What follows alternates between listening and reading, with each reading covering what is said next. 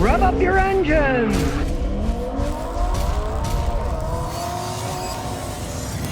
Yes, it's that time again, road trip. Time to go back to Tennessee. And as usual, I'm testing things out. This time it's the Z engine, not a Zen engine, Z engine.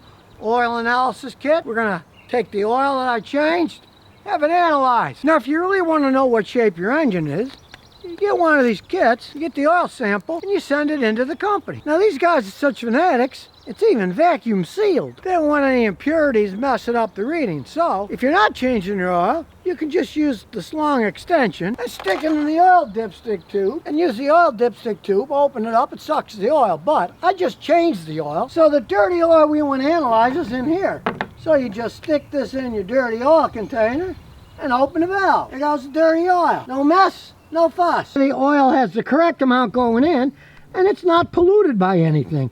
Just the oil itself. See, the bottle's about half full. Then you wrap it with this absorbent stuff. Comes in a bag. I guess they're worried about oil spills or something. You wrap it around, then stick it in a plastic bag. It comes with the kit. Then you put the whole thing in a box it came with, so don't throw it away. Then you'll notice postage paid goes right to the company so they can analyze it. Now, assuming it'll be perfectly fine, considering I changed the oil at about 5,000 miles. It didn't use a single drop of oil, but it gives you all kinds of information what shape your engine is in. That's worthwhile to try one of these things out. We'll find out more when we get the information back. It'll be curious, but it's a good idea to do something like this every once in a while if you're really curious about what's going on inside your engine. You don't want to run out in the middle of the trip, bugs getting away you can't see. You can see it used almost the whole gallon. And I do have to say I like the Rain-X because it does keep it clean and it beads it up. Sometimes I don't even have to turn the wipers on. Rain-X isn't paying anything. None of these companies pay me anything. It's just stuff I try out and see what works and what doesn't. I'm here to help people out with all their car problems, whether it's in Rhode Island, Tennessee, or any place in the country. And speaking of helping people out when they're in trouble, I got a new toy that I had to get hooked up. A whole house garage power pack system. Now, if you watched me in the past, I showed this Blue Eddy system, 2 big batteries in a unit, and it's got big cables. You can supply an awful lot of power. The stuff just plugs in all the way up to a 30 amp plug. But this new Grow Watt system I just got, it's even more powerful. It is wired directly to your house. So if power goes off, you can use it with solar chargers, whatever, but you can hook it up to your house. Now, I'm a man who knows his limits. I learned over time, don't do stuff you're not any good at. I'm not a house electrician. I looked at the directions. You have to be an electrical expert. I'm gonna have to pay an electrician. They're very hard to get around East Coast, so I'm waiting on an electrician on that one. Super heavy, comes with brackets, and you mount it on the concrete in your cellar. You don't mount it on wood or anything. Of course, it's a big battery. You don't have a fire. You mount it on concrete, and it's hooked directly to your house's wiring system so that if power goes out, that giant battery, it does up to 240 volts. We'll see how long it can power it if power goes out this winter in New England. So that'll be in the future, but it's another thing I'm trying out to see. Is it worth it? Is it not worth it? So the testing goes on, and speaking of testing, I learned another thing. Don't loan your electric scooter to mothers-in-laws. Now, as I said, it's a Terminator. I'll be back. Instead of having the plastic casing that broke, that's there, and I had to fiberglass some of this where it got run into the neighbor's mailbox, but it still runs fine. It's just lost the right side mirror. Heck, one's good enough. What else have I learned? Well, money savers on gasoline. Big motorcycles that gets good gas mileage, I only paid $3,500 for it. Maybe you're thinking about doing something like that? Save even more money? Check out these Haynes manuals. Now, the original Mr. Haynes died a while back when he was 80. He made phenomenal repair manuals. And of course, this isn't in print anymore because it's a 2005 motorcycle. But it looks new to me, this book. It said acceptable condition on Amazon. It's a lot more acceptable than they asked me. I paid $13 for the thing. It shows how to take it apart, how to maintain it. Even simple things like where's the battery? Where's the oil change? Where's the dipstick? All the way up to how do I rebuild the differential on it? These Haynes manuals are still phenomenal. And like I say, they're not making the manuals anymore. They're all going online. But there's so many of these out there. Go to eBay. Go to Amazon. I got mine for $13. You save so much money doing stuff yourself, and it's fun, too. Think about it. $3,500 for something that runs this good. Now, you can't really beat that. What else did I learn? Well, I don't have to spill oil anymore when I change oil.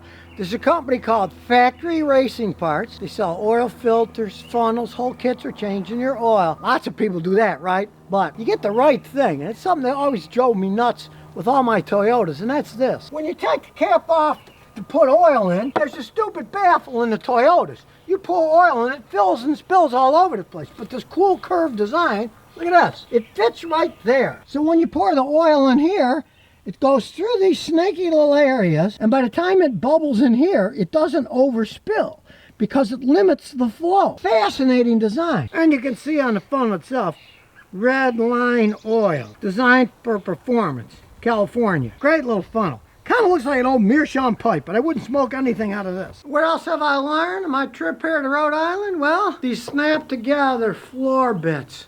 Man alive, I love them. Check it out, it's still phenomenal. Shiny, I just blow it with my air gun every once in a while. I really only had one problem, and it was, I'm too much of a fanatic, so I put these things in so tight at the edges that as it started to get hot, as summer came along, the middle of it started to warp up in the air. All I did was get my grinder, and I had to go and cut the edges on one side and the other, so it wasn't so tight.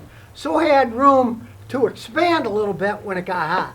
So if you put one down, you see parts of it are buckling, all you got to do is go to your edges and you'll see you got them too tight against the wall.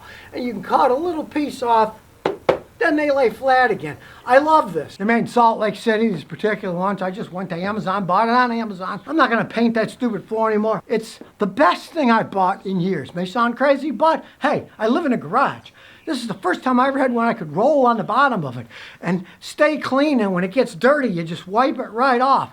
It is a phenomenal type of flooring. And I've had 6,500-pound trucks in here. This stuff is good. It doesn't bend, it doesn't break. If something ever did happen, you had a little fire and one melted, hey, they're 1 foot by 1 foot. I got spare ones. I just pop them off, pop new ones in if it ever did happen. So it's time for the road trip back to Tennessee. Who knows what we're going to find on the way? Off we go. And we're off through beautiful downtown Providence. Coming up on Hicksville here. Going over the Hudson River. Headed to Buffalo. Yes, the falls is still here. And we're just in time for my mother's 95th birthday. Say hi, Ma. Oh, that's it. Now she's in it. Look at her. And now we're leaving the Canadian border, headed to Cincinnati. Now there's some cool old industrial age bridges still left in Buffalo. They don't use them anymore. Look at that. And there's the Peace Bridge to Canada. The opening to Lake Erie. Well, I'm in Pennsylvania now, and believe it or not, we just passed a place that was called Quaker Steak and Lube. You can get your oil changed while you eat a steak. Now, hopefully the steak isn't cooked in your old motor oil. I don't know.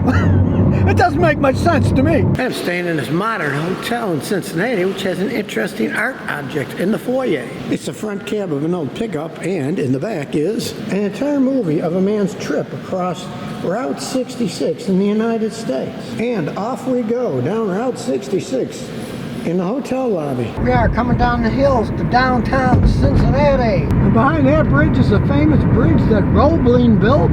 The last bridge he built before he built the Brooklyn Bridge. I've seen the hallway.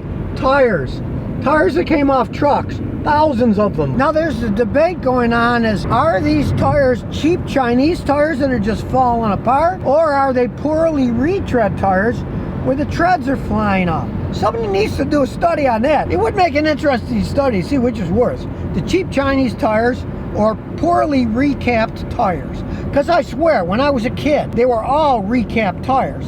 They didn't have Chinese tires back then, in the 60s. And we didn't see nearly as many pieces of tires all over the road. And here I am, back in my log cabin in Tennessee. I made it. And what did I learn? Well, I learned that the 16-year-old Matrix averaged 37 miles a gallon on a highway, which is kind of insane. I also learned that the Chinese company that sent me these seat covers did a phenomenal job. My butt didn't get numb, my shoulders didn't get sore. Just that extra bit of padding made a big difference. My wife loved it too. What else did I discover? Well, I saw one dead box turtle, 1 dead fox, 4 dead skunks, 2 Teslas, and, believe it or not, 58 dead raccoons. So you're twice as likely to see a dead skunk as you would a Tesla, and 28 times more likely to see a dead raccoon than a Tesla when you're driving on the highway from Rhode Island to Tennessee. Though I do have to say, I saw a lot of Teslas in Rhode Island. Realize one thing about Rhode Island. There are many, many extremely wealthy people in Rhode Island. They seem to go for those things. I met a guy who not only had a Tesla Model S, but he had a brand new Ford Lightning electric truck. Well, and speaking of trucks, here's my son's brand new Tacoma. We'll be doing a video on that soon, so stay tuned.